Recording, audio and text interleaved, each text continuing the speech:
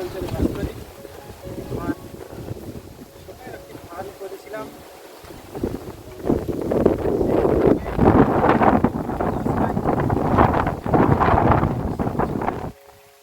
আন্ডারে WH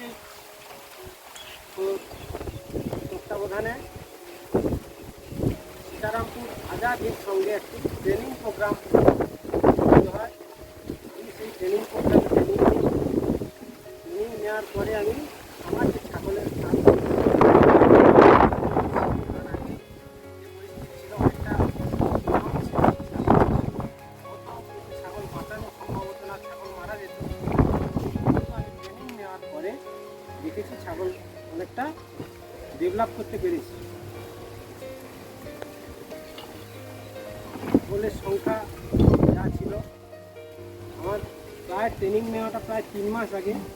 আমি 3 মাস পরে দেখেছি আমার যে ছাগলের যে গ্রোথ ছিল সেই গ্রোথ আমি অনেকটা বাড়াতে পেরেছি এবং ট্রেনিংটা আমার পক্ষে নেওয়ার খুব সুবিধে হয়েছে।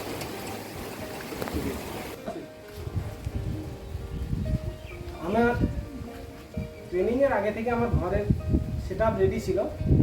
আমার সেটআপের যে পদ্ধতি ছিল, আমি একটু লোকের কাছ থেকে প্রশিক্ষণ মানে ঘরে এটা নিয়ে করেছিলাম। এটা হচ্ছে মেজো থেকে 3 ফুট উপরে, 3 ফুট উপরে এটা পাতা, এর উপরে ছাগল থাকে। এইভাবে আমি ছাগলের ঘরটা বানিয়েছি। এটা 3 ফুট উপরে রাখার কারণ, ছাগল যে পায়খানা পেচ্ছাপ করে তাতে যে অ্যামোনিয়া গ্যাস সৃষ্টি হয়, সেই গ্যাসটা 2.5 ফুট উপরে উঠতে পারে।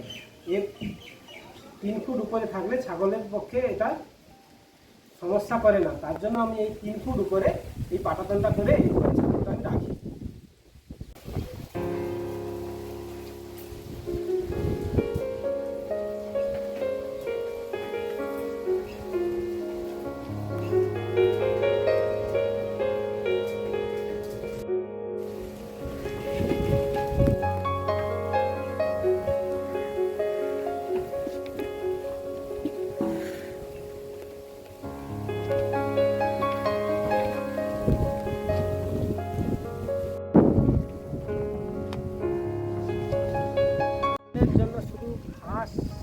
ছাগল পালন আমি করি না, তার সঙ্গে আমি একটা জিনিস পালন করি, সেটা হচ্ছে সাইলেজ। ভুট্টার গাছ থেকে সাইলেজ তৈরি করি। এটা হচ্ছে সাইলেজ। সাইলেজের সম্পূর্ণ ভুট্টা গাছ ভুট্টা সমেত কেটে প্যাকেট করে রাখা হয়। সেটা সারা বছর ধরে কেটে দেওয়া হয়। এই যে দেখুন খাচ্ছে, পাগল হয়ে খায়। ছাগলের জন্য আমি যে ঘাসগুলো চাষ করেছি সেটা হলো এই যে একটা ঘাস, এই যে ঘাসগুলো দেখা যাচ্ছে, এটা হচ্ছে ইন্দোনেশিয়া স্মার্ট নেপিয়ার। এবং আরও যে ঘাস আছে, এই যে একটা ঘাস দেখা যাচ্ছে, এটা হচ্ছে ব্ল্যাকবেরি। এছাড়াও আমার কাছে আরও মোট 7 রকমের ঘাস আছে। CO2N4, হাইব্রিড নেপিয়ার, তারপরে আছে রেড নেপিয়ার।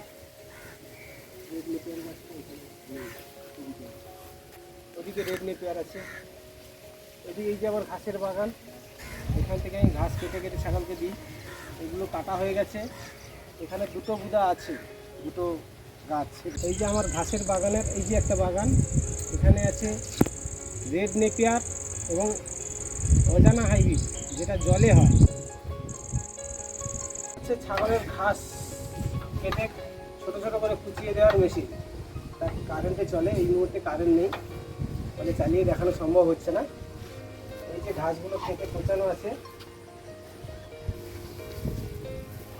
এটা হচ্ছে ঘাস কেটে দেওয়া হয়েছে, খেতে দেওয়া হবে ছাগলকে। আমার এই ফার্মটা পরিচালনা করার জন্য আমি কিছু ওষুধপত্র কাজ সঙ্গে রাখি, সেগুলো হচ্ছে কৃমির ওষুধটা সবসময়ের জন্য রাখতে হয়। এছাড়াও একটা চামড়ার কৃমির কাজ করে, পরজীবীর কাজ করে হাইটেক আইভারমেকটিন গ্রুপের ইঞ্জেকশন সবসময়ের জন্য। এছাড়াও ছাগলকে প্রতিনিয়ত যে ভ্যাকসিনগুলো করতে হয় সেই ভ্যাকসিনগুলো আমি নিয়মিত করি। এগুলো হচ্ছে আমি রামকৃষ্ণ মিশনের গ্রিন কলেজে যে ট্রেনিং প্রোগ্রাম হয়েছিল, সেই ভেড়া ও ছাগল প্রশিক্ষণের যে ট্রেনিং হয়েছিল সেখান থেকে আমি ট্রেনিং নিয়ে এগুলো দিয়ে আমি অনেকটা উপকার পেয়েছি এবং আরও আধুনিকভাবে পালন করার জন্য সাপোর্ট দেবে আমাকে বলেছে, সেই মতো আমি এগিয়ে যাওয়ার চেষ্টা করছি।